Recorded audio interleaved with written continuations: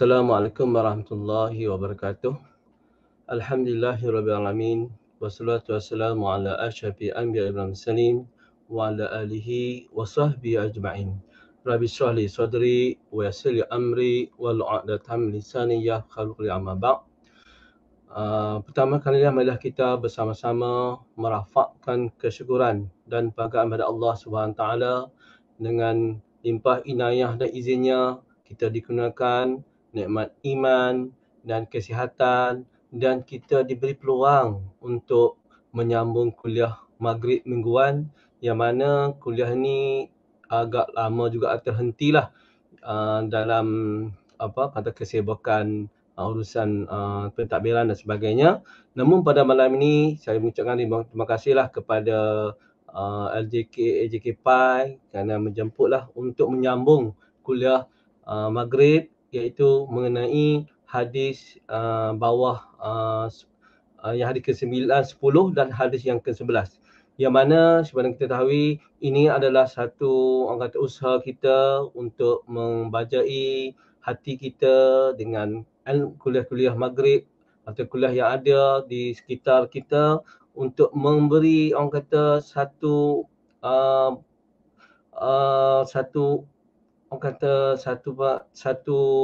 ruh, satu pembersihan jiwa, pemurnian jiwa kita, supaya kita sentiasa ingat manusia itu kadang-kadang lupa, terleka dengan kehidupan dunia dan sebagainya.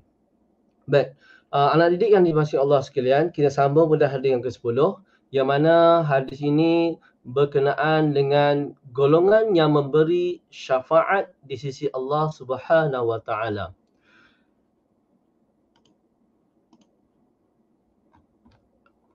Baik.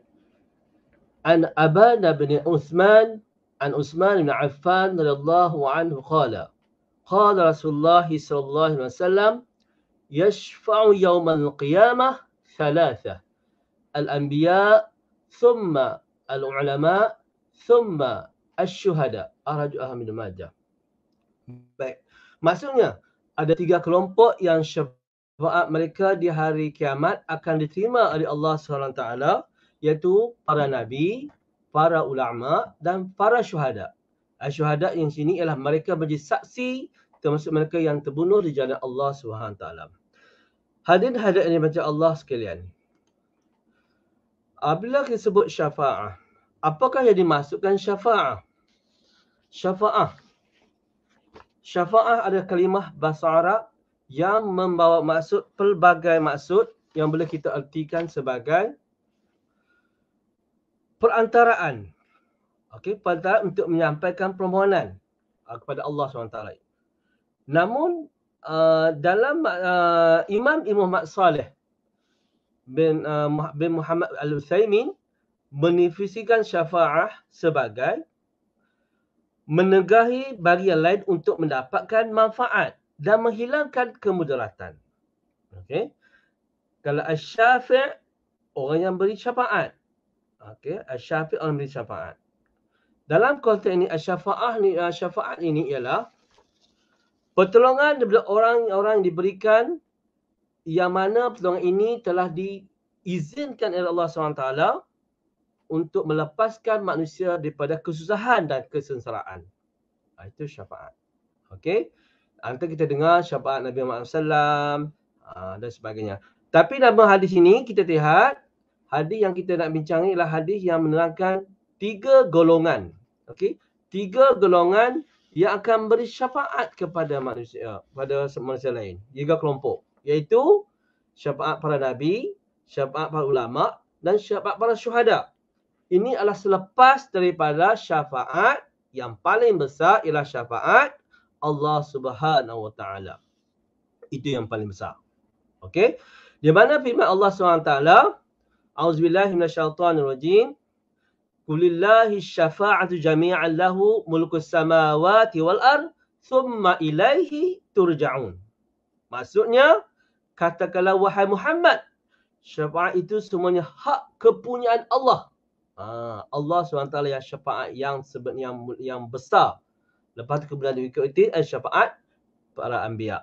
Okey, dialah yang menguasai langit yang dan bumi, kemudian kamu akan dikembalikan kepadanya untuk menerima balasan. Ini maksud dia. Ini maksudnya hadis ini cuba menyampaikan kepada kita selepas syafaat Allah SWT, maka 3 golongan ni syafaat ni membantu manusia dilepaskan segala kemudaratan, kesusahan.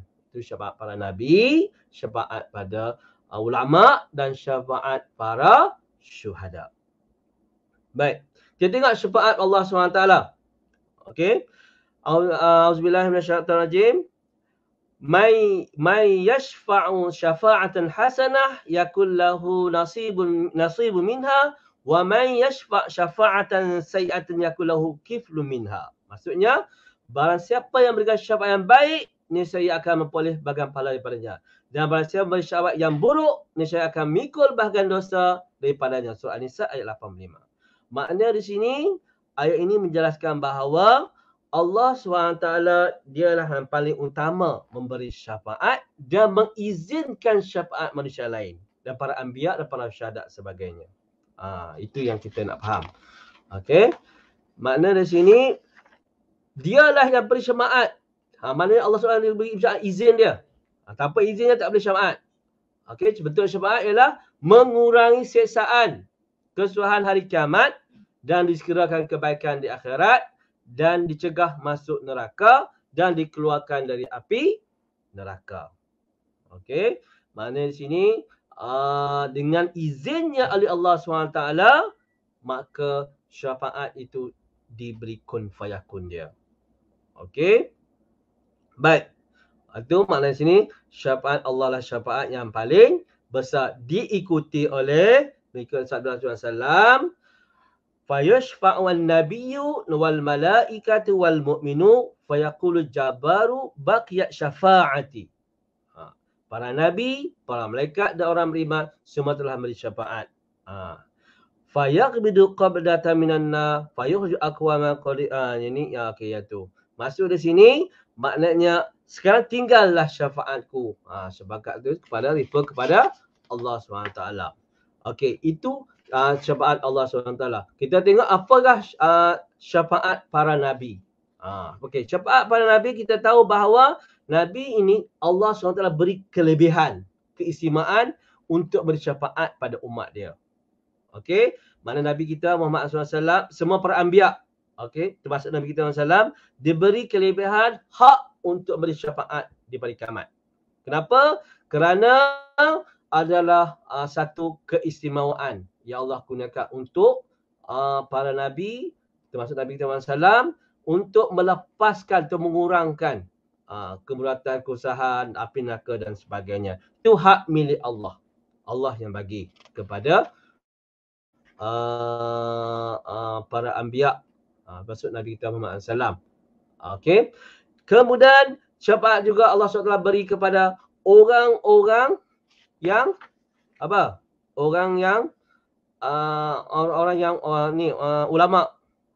Ulama juga Allah SWT bagi syafaat ni.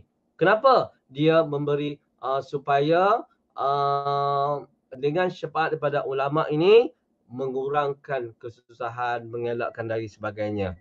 Itu yang kita boleh ambil manfaat. Kenapa? Ini satu galakan kepada kita untuk bersama-sama dengan ulama, mendamping diri dengan majlis-majlis ilmu, yang mana dengan izinnya Allah SWT memberi syafaat kepada ulama untuk mengurangkan kita daripada azab neraka, dimudahkan urusan masuk syurga dan sebagainya. Banyak ayat Al-Quran yang menceritakan tentang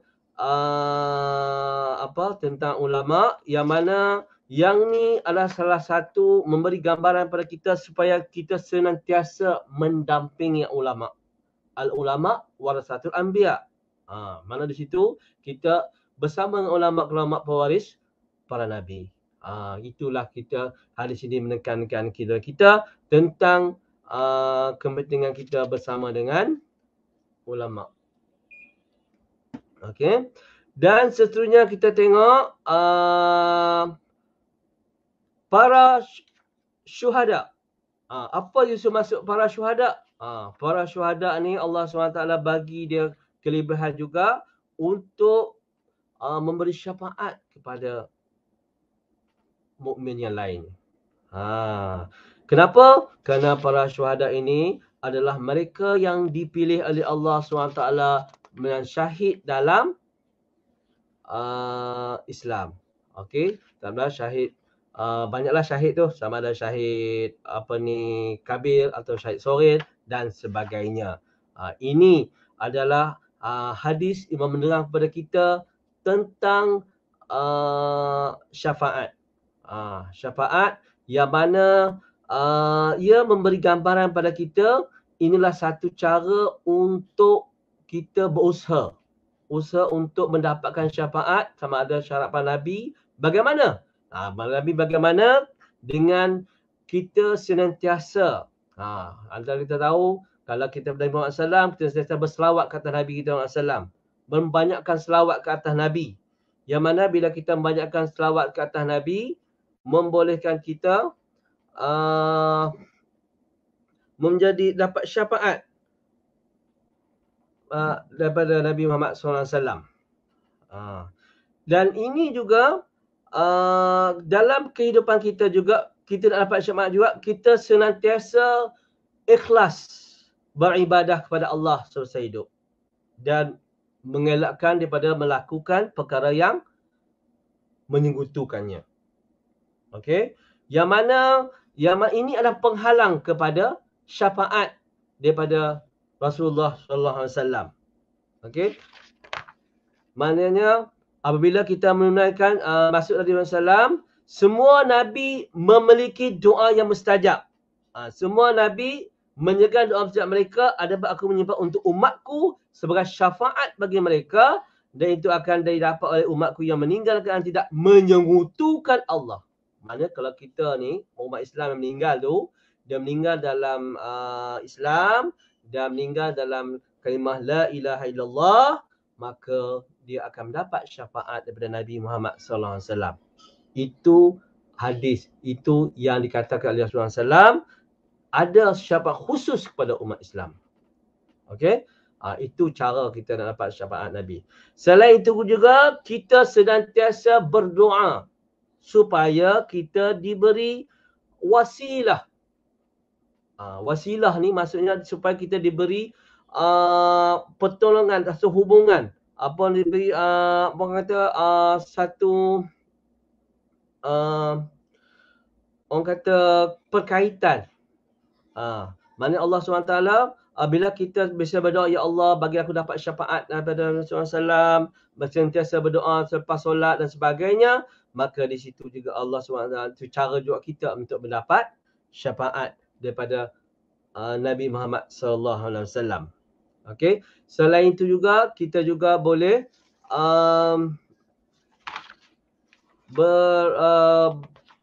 memperbanyakkan sujud.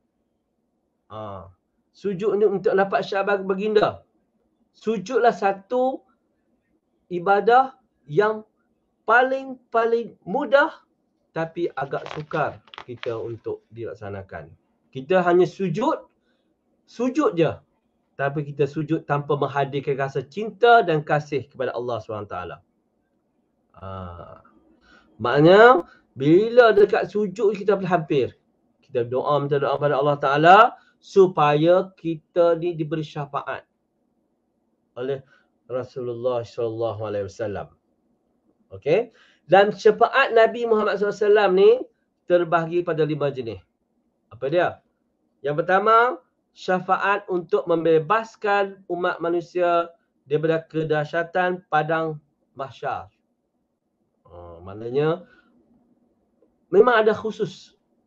Kita ni beruntung dilahirkan dalam umat Nabi Muhammad SAW.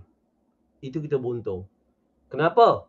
Kerana Nabi Muhammad SAW adalah Nabi yang Allah SWT memberi kelebihan pada umat ni. Why?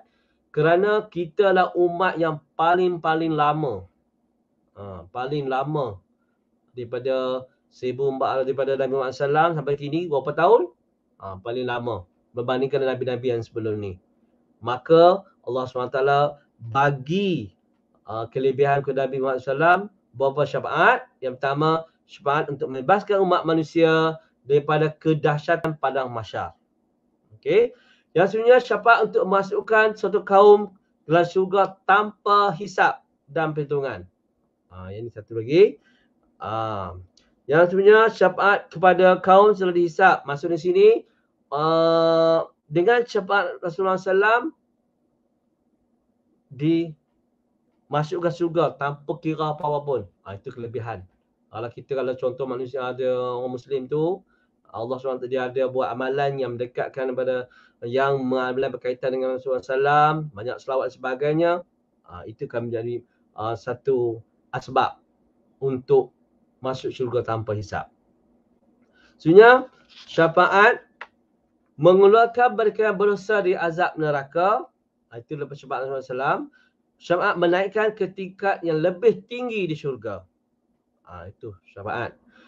Selain itu, untuk mendapat syafaat juga, kita boleh banyakkan baca Al-Quran dan fahami maksud dia. Apa maksud dia? Yang mana yang syafaatnya, moga-moga Al-Quran itu akan memberi syafaat pada umat, pada yang pembacanya. Ini tentang, sebab apa? Al-Quran kita tahu adalah kita kalamullah yang ditujukan kepada Nabi kita Muhammad SAW. Itu tentang syafaat Rasulullah SAW.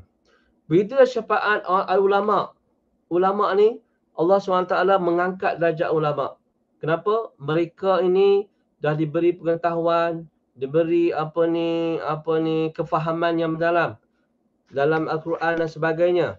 Dan bila mereka ni diberi kefahaman tersebut, maka Allah SWT memberi kesyafaat kepada mereka. Supaya syafaat itu untuk memberi, mengangkat atau kesusahan dan sebagainya. Ini satu perkara yang kita perlu biasa ni ya. Kenapa? Kadang-kadang kita hadis ini juga menganjurkan pada kita tentang golongan yang mana akan bersyafaat kepada orang Islam itu sendiri. Okey. Di samping itu, para syuhada. Kita ni nak jumpa syahid ni zaman sekarang ni kita tak ada peperangan. Cuma dalam keadaan yang tertentu ada syahid kecil, syahid besar sebagainya, dan dalam keadaan itu kita ni agak suka untuk mengelaskan apa tu yang dikatakan syahid. Syahid yang maksud di sini adalah syahid orang yang mati dalam menegakkan agama Islam. Cuma dalam konteks di sini orang yang berjihad dan sebagainya lah. Itu yang kita perlu, yang mana yang mereka ni Allah SWT beri kelebihan bersyafaat. Itu golongan tu. Sebab ada lagi golongan dia. Ikutnya ada golongan yang beri syafaat pada cuma hadis ni yang nak sampaikan 3 kelompok utama. Syafaat para anbiya, syafaat para ulama dan syafaat para syuhada. Itu pengajaran yang kita boleh ambil.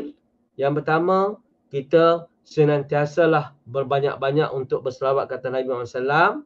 Yang kedua, senantiasalah kita berdamping dengan para ulama yang belajar ilmu. Kemudian para syuhada ni kita sentiasa melibatkan diri dengan aktiviti. Ni contoh kalau syuhada mungkin di Mus Palestin dan sebagainya. Mereka ni Allah SWT pilih diuji dengan orang kata dugaan yang luar biasa, yang mana mereka dah lali dah dengan peperangan dan sebagainya. Mereka dah golongan hebat. Kalau bandingan kita ni yang Allah uji sedikit dengan kesihatan, itu hanya sedikit je. Tapi dibandingkan oleh golongan-golongan yang syuhada ni, mereka berjihad menegak agama Allah, menegak sebuah negara Islam. Itu adalah satu kelebihan yang Allah kurniakan kepada para syuhada. Sesungguhnya kita tengok hadis yang ke-11. Hadis yang ke-11 adalah hadis tentang fitnah. Yang mana hadis ini iaitu ilmu menyelamatkan dari fitnah. Apa dia nak ilmu menyelamatkan dari fitnah? An Abi Umamah Al-Bahili radhiyallahu anhu qala Rasulullah SAW satakunu fitanu yusbihu ar-rajulu fiha mu'minan wa yumsi kafiran illa man ahyahu Allahu bil ilmi. Rawahu Ibnu Majah. Maksudnya daripada Abu Umamah Al-Bahili, beliau berkata Rasulullah SAW bersabda, akan berlaku fitnah di mana seorang lelaki berpagi-pagi sebagai seorang mukmin dan sebelah petangnya menjadi kafir. Mereka orang yang dihidupkan oleh Allah dengan ilmu. Rawahu riwayat Ibnu Majah. Biar anak-anak didik sekalian, hadis ini menceritakan tentang fitnah. Okey? Maknanya satakunu fitnah, akan menjadi fitnah. Okey? Bila ni seorang lelaki tu pagi tu dia mukmin, petang dia kafir. Illa malaikat orang yang dihidupkan oleh Allah dengan ilmu. Apa yang kita nak cerita dengan hadis ini ialah fitnah ialah kalimah bahasa Arab yang mengandungi dimasukkan Ibnu Manzur ialah ibtila ataupun ujian. Ibn Asir pula mendefinisikan fitnah ni kebanyakan bahasa Arab sebagai ujian. Ni bahasa Arab berkata ujian lah. Kemudian juga dimaksud sebagai kufur, pembunuhan serta kebakaran. Okey. Dari sudut istilah Ibn Hajar pula mendefinisikan fitnah ni pula mengikut situasi digunakan. Okey. Ada Ibn Hajar mendefinisikan sana sesungguhnya fitnah itu kebiasaan dibuat untuk mengubah sesuatu dan mereka-reka. Innal fitnah ghaliban innama tansha'u 'anil tabdil wal ihdas. Namun dalam masyarakat kita Melayu ni, fitnah ni juga tuduhan yang diadakan untuk memburukkan atau membencanakan. Namun fitnah yang Nabi Muhammad SAW yang dilakukan Abu Huzaifah, dia masuk mengenai domba. Menyebab fitnah lah. Itu yang ni. Namun dalam ni yang kita nak bicarakan, fitnah yang kita nak ni adalah fitnah yang terjebak dalam situasi yang tidak disuruh Allah SWT. Kufur, buat maksiat, azab, pembunuhan. Okey. Maknanya Ibnu Jarir At-Tabari, fitnah itu adalah kekeliruan yang berlaku hingga kebenaran dan kebenaran itu menjadi kabur untuk dikenal pasti. Zaman kita ni adalah zaman fitnah ni.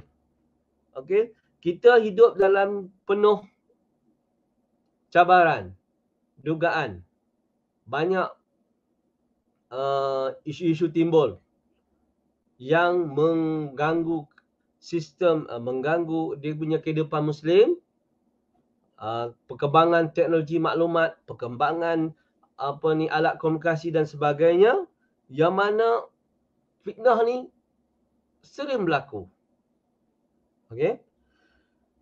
Imam Ibn Arabi, fitnah ni bermaksud tribulasi dan konflik yang berlaku sama manusia. Yang mana yang ni dalam di manusia tadi hadis kata pagi tu dia Muslim, petang tu dia kafir. Maknanya dia berubah. Illa kecuali yang menghidupkan dengan ilmu. Apabila kita zaman sekarang ni, memang zaman fitnah lah. Banyak berlaku kita tengok. Kita tengok banyak dalam berita-berita, akhbar, lepas tu banyak dalam WhatsApp, sebaran begitu pantas. Apa ni, sumber-sumber yang kita ketahui, yang mana memang terdedah. Okey, penyebaran dia di ujung jari. Cuma kalau kita sebagai Muslim untuk mengelakkan fitnah ni berleluasa, ikut yang dia anjurkan hari ini dengan ilmu. Okey, dengan ilmu. Dan bila berlakunya zaman fitnah ni? Apabila majoriti manusia kehilangan pedoman Al-Quran dan Sunnah. Zaman sekarang ni lah. Kita nampak nama dia Muslim. Ahmad. Ibn Muslim pun. Tapi tidak menjadikan Al-Quran dan hadis sebagai rujukan yang sebenar. Okey. Buat demo. Pangkang ni. Semua. Bila kita nak mengadakan hukum Islam ke apa sebagainya, tak berani lagi. Tak sampai masa dan sebagainya. Kenapa? Kita bimbang akan berlaku kecacatan dan sebagainya. Itulah. Kita tidak menjalankan sepenuhnya apa yang diperintahkan Allah SWT dalam Al-Quran. Apa yang dibawa ke Nabi kita SAW dan Sunnah. Okey. Yang kedua, kekeliruan berlaku dengan di mana berlakunya kebenaran dianggap batil dan perkara batil dianggap benar. Itu yang berlaku realiti masa zaman kini. Kan? Dia tengok isu-isu yang semasa dan sebagainya. Bila berlaku kebatilan itu kita anggap itu benar. Itu zaman sekarang. Okey. Dan perkara batil, kebenaran dianggap batil dan perkara batil dianggap benar. Mana perkara batil itu dianggap benar. Itu zaman fitnah. Sekali memang zaman fitnah dah. Zaman di mana kita dalam zaman di hujung orang kata zaman yang menghala ke hari kiamat lah, masa zaman yang hujung lah, hujung. Kita adalah umat yang hari zaman yang mana zaman yang penuh fitnah. Fitnah pelbagai-bagai dengan pemimpinnya, dengan media masanya. Kita ni banyak tribulasi yang berlaku dalam kehidupan. Di aspek kebenaran dianggap batil ni memang dah berleluasa. Okey. Kita dekat dengan kita pun tak perlulah. Atau hingga kini pun tak selesai pun isu tu pun. Bila memainkan dengan undang-undang dan sebagainya, bila kita mengangkat undang-undang manusia, itulah tidak penghujung. Kalau kita guna undang-undang Islam, insya-Allah akan mudah diberi keluar jalan yang benar. Sebenarnya antara ciri zaman fitnah ni pula berlangsungkan agenda-agenda yang baik disempitkan, disalah faham. Okey, niat tu baik. Program-program baik. Maknanya apa program ke nak buat, nak disanakan, disalah fahamkan, disempitkan pemikiran. Okey.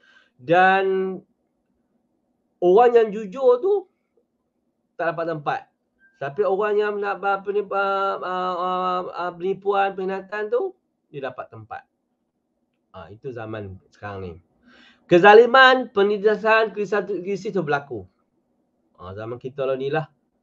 Banyak berlaku penindasan, krisis kewangan, ekonomi dan sebagainya. Dan kejalan hati dan ilmu dianggap perkara yang biasa. Kejalan fikir mengambil alih kaedah penilaian manusia. Maka kita ni gunakan nafsu, tak guna fikiran yang berdasarkan Quran dan Sunnah dan sebagainya. Dan yang kita, inilah tanda-tandanya hampirnya kiamat. Bila berlaku banyak zaman fitnah berleluasa, maka inilah satu peringatan kepada kita, itulah tanda-tanda akan berlakunya kiamat. Di mana Allah SWT berfirman, A'udzubillahi minasyaitonirrajim, Ya ayyuhalladzina amanu alaikum anfusakum la yadurrukum man dhalla idza ihtadaitum ila Allahi marji'ukum jami'a fa yunabbi'ukum bima kuntum ta'malun. Maksudnya, wahai orang-orang beriman, jagalah dirimu. Tiada orang yang sesat itu mampu bila kamu telah beroleh hidayah. Mana ayat ini Allah SWT berpesan kepada kita supaya kita menjaga diri kita pada zaman fitnah ni. Bila kita berpegang pada Al-Quran dan Sunnah, maka Allah pelihara kita daripada kesesatan. Okey? Maknanya ayat ini juga memberi satu peringatan, jagalah dirimu. Jagalah dirimu. Apa dia? Kalimah dia?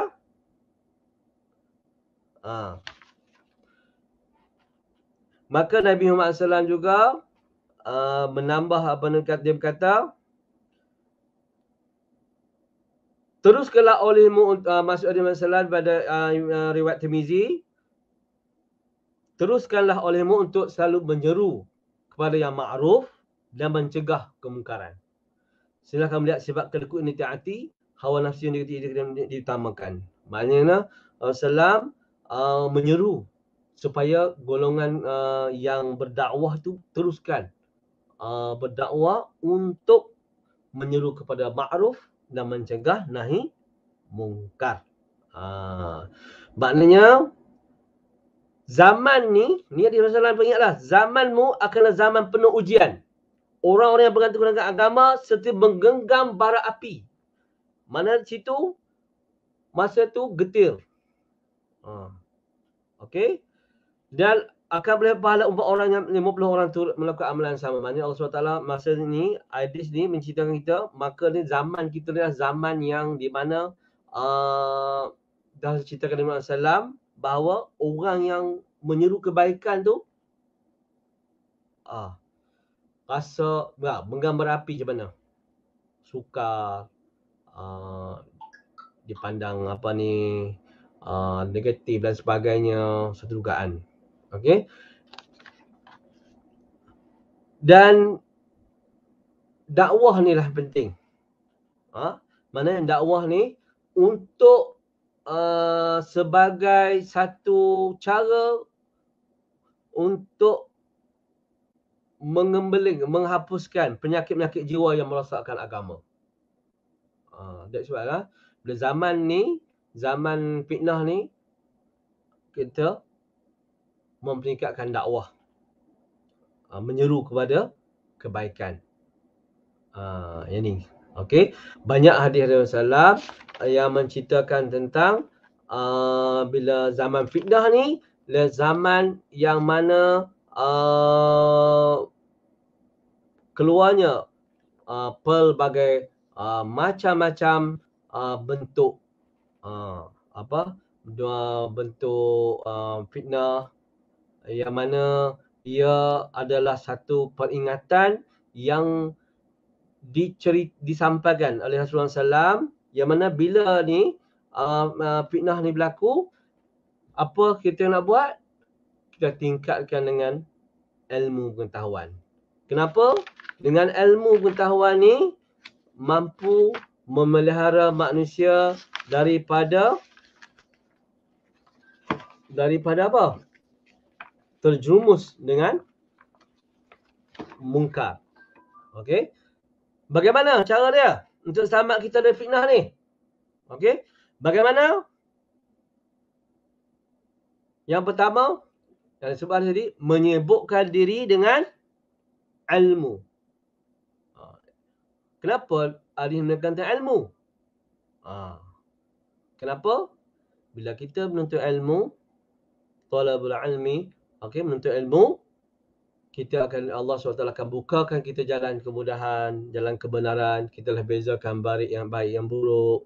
Dan dengan ilmu juga kita boleh mendekatkan diri dengan Allah SWT.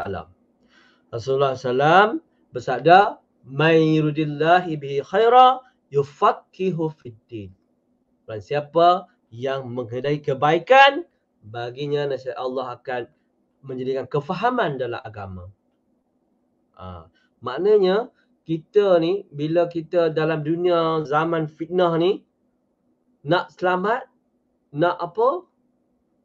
Mendalami ilmu. Hadirkan di dalam majlis-majlis ilmu supaya kita lebih dekat dengan Allah, supaya kita lebih kefaham dengan agama Allah, supaya kita dapat menjiwai, menghayati ruh Islam itu sendiri. Sebab zaman yang penuh fitnah, zaman yang penuh pancaroba yang tak lari daripada kehidupan kita. Semua kita boleh dapat. Dan hadis ini juga memberi peringatan pada kita yang supaya kita menyiapkan diri kita dengan ilmu, untuk menghadapi zaman fitnah ni. Yang saya itu kita sibukkan diri dengan ibadah. Kenapa? Bila kita sibukkan dengan ibadah, ia akan menjadikan benteng penghalang daripada fitnah yang berleluasa. Dengan ibadah tu juga Allah SWT memelihara kita dari terjerumus dengan perkara-perkara dosa, dengan perkara-perkara yang menghalang kita mendapat rahmat Allah SWT. Okey? Bagaimana Allah SWT berfirman, Auzubillah berfirman, dan bersegeralah kamu kepada ampunan daripada Rabbmu dan pada syurga segala langit dan bumi disediakan untuk orang-orang yang bertakwa. Mana kita bersegeralah. Dalam zaman yang penuh fitnah ni, perbanyakkan ibadah. Mulakan dengan sedikit. Kemudian kita tingkatkan dengan demi sedikit. Yang penting istiqamah. Rasulullah SAW bersabda, "Badiru bil a'mali fitnan ka qita'al lailil muslim. Yusbihu ar-rajulu mu'minan wa yumsi kafiran wa yumsi mu'minan wa yusbihu kafiran. Jabi'u dinahu bi'aradin min dunya." Maksudnya, bersegeralah kalian beramal saleh untuk menyelamatkan diri dari pelbagai fitnah seperti pertolongan malam yang gelap, di mana seorang pada pagi hari dia beriman, pada petang dia menjadi kafir. Dan apabila pagi dia beriman, petang dia kafir. Dia menjual agama untuk mendapatkan keuntungan dunia. Ini satu peringatan bagi kita juga. Menggunakan agama untuk mencari keuntungan dunia. Yang ni satu peringatan. Yang mana innama a'malu binniat. Dia bergantung pada niat. Okey. Bila kita melakukan ibadah, ibadah itu bila ibadah yang berkualiti, ibadah yang mendidik, ibadah yang mendekatkan diri pada Allah SWT, ibadah yang membentuk ruh kita sebagai Muslim. Bila setiap Muslim beribadah, kita tidak akan terjebak dengan fitnah, dengan perkara-perkara yang memudaratkan, yang mendatangkan maksiat. Kita tidak terlibat dengan berdebat, berbantah.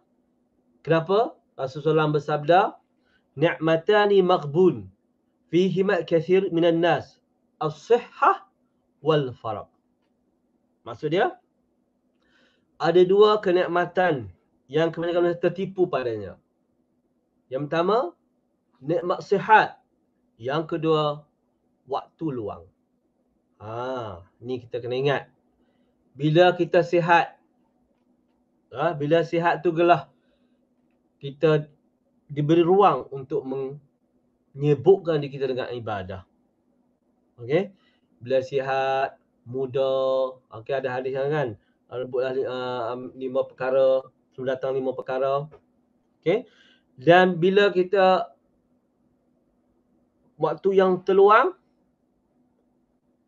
gunakan untuk beribadah sebelum sibuk. Ni dua ni manusia terlekau. Manusia lekau. Yang mana ini akan berlaku. Cuma manusia yang sedar, yang diberi hidayah oleh Allah SWT untuk menggunakan waktu sihat membanyakkan ibadah. Waktu kosong memperbanyakkan ibadah. Okey? Mana ibadah ni luas. Mana ibadah umum, khusus. Okey? Dan sebagainya. Dan melakukan amal soleh. Amal soleh pun luas maksud dia. Yang ketiga, bertanya kepada ulama. Okey? Kita menjaga diri kita dalam zaman fitnah ni senantiasa mendekati ulama. Okey? Tadi hadis yang tu yang daripada jemaat, hadis yang ni pula kita senantiasa mendekati ulama dan senantiasa menuntut ilmu dan mencari merujuk ulama apabila kita tidak faham satu masalah sebagainya. Okey? Yang mana apa masalah yang timbul, kita rujuk ulama yang muktabar. Okey, zaman fitnah ni pelbagai isu. Okey, isu vaksin dah, isu makanan halal dan sebagainya. Kita rujuk ulama yang muktabar. Jangan keluarkan satu statement dan sebagainya yang menjejaskan. Di mana kita rujuk yang pakar, yang diiktiraf sebagai yang berhak memberi pandangan. Okey, yang berhak bagi pandangan. Di samping itu, untuk mengelakkan dia zaman fitnah, kita senantiasa berdoa. Kenapa? Dengan berdoa kita sebagai Allah peliharakan kita daripada perkara-perkara yang menjadi fitnah dalam kehidupan kita. Kerana Allah SWT Maha petunjuk, Maha pengampun, Maha penyayang dan sebagainya. Hadis kursi, ya ibadi kullukum dhallun illa man hadaituhu fastahduni ahlikum. Maksudnya, wahai hamba-hambaku, kalian semua tersesat kecuali siapa yang aku beri petunjuk, maka mohonlah petunjuk kepadaku, nescaya aku akan menunjukimu. Maknanya kita ni manusia yang lemah. Apabila kita jatuh dalam zaman fitnah tu, kita kena bangun balik, cari petunjuk Allah SWT. Okey? Kita insan yang memerlukan hidayah Allah. Hidayah ni milik Allah. Dia nak bagi pada siapa yang dia kedaki. Okey? Dan keimanan manusia ni yazid wa yankus. Ada yang bertambah, ada yang berkurang. Dan kadang-kadang bila datangnya bulan Ramadan, banyaklah ibadah kita lakukan. Baca Quran, qiyamul lail, tahajud dan sebagainya. Bila habis Ramadan, makin jauh amalan-amalan soleh. Cuma untuk istiqamah, kita perlu berdoa pada Allah SWT. Semoga Allah SWT memberi hidayah pada kita untuk melakukan ibadah. Untuk menjauh kita daripada fitnah-fitnah yang berlaku di zaman sekarang. Sebab apa? Sebab hakikat manusia perlukan pertolongan Allah SWT untuk memudahkan segala pengurusan. Okey.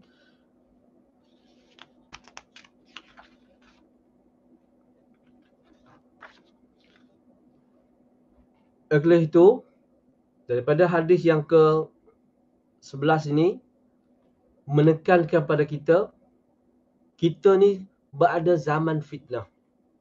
Zaman yang begitu pancaroba, yang memerlukan kita untuk menyiapkan benteng-benteng kita daripada perkara-perkara yang menyesatkan, maksiat dan sebagainya, melalui senantiasa menuntut ilmu. Justru anak didik sekalian, gunakan peluang yang ada, yang masih sihat, masih kosong dan sebagainya, penuhi dengan menghadiri majlis ilmu, meningkatkan amalan soleh, sebab ini satu persiapan dan benteng pada kita untuk menghadapi zaman fitnah. Dan zaman yang mana yang kita lalui sekarang ni lah. Bila perkara batil diangkat benar, bila perkara benar dianggap batil, bila perkara agama dianggap remeh-temeh dan sebagainya. Inilah di hujung zaman ni, yang mana kita ni sebagai penerus amanah didik, sebagai pendidik, murabbi, muaddib dan sebagainya, gunalah peluang yang ada untuk menambahkan ilmu pengetahuan, untuk mendekatkan daripada Allah SWT. Dan saya tahu dari harapan saya mungkin ada yang semasa bekerja, ada yang mengeluarkan ruang untuk ni cuti semester ni, part time dan sebagainya. Namun gunakan ruang-ruang yang kosong tu, isikan benda yang bermakna. Lakukan amalan soleh supaya kita ada persiapan yang beri benteng kita menghadapi cabaran-cabaran zaman yang penuh fitnah ini. Itu saja yang boleh saya sampaikan pada malam ni, yang saya berkongsi pada anak didik PAI, Tahniah dan syabas kerana meneruskan kuliah PAI secara maya. Semoga perkongsian yang sedikit ini memberi manfaat kepada anak didik PAI dan seluruh umat Islam, yang mana satu peringatan pada saya sendiri, yang baik pada Allah SWT, yang buruk daripada saya sendiri. Moga-moga perkongsian ini supaya asbab untuk memberi hidayah kepada sahabat-sahabat di luar sana, supaya kita menambahkan mendekat diri pada Allah SWT, meningkatkan amalan soleh, dan kita juga diberi kemudahan untuk melalui zaman yang fitnah ini. Moga Allah SWT bimbing kita ke jalan yang benar. Sekian, wabillahi taufiq. Assalamualaikum warahmatullahi wabarakatuh.